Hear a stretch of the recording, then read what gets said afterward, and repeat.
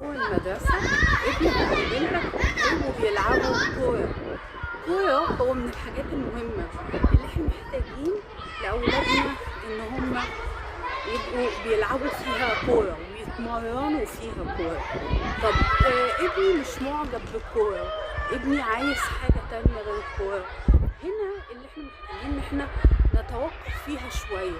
الأول نتأكد ان هو راح يلعب كورة، يعني قدم تدريب ان هو يلعب كورة، وبعد فترة مثلا لمدة سنة على الأقل ان هو بيلعب فيها كورة وبيلعبها جوه المدرسة الكورة.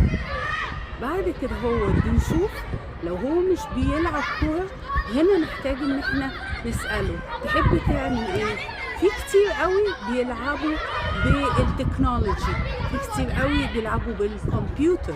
ده ساعتها هنبتدي نخليه ونطلب من المدرسة ان الطفل يلعب بالتكنولوجي.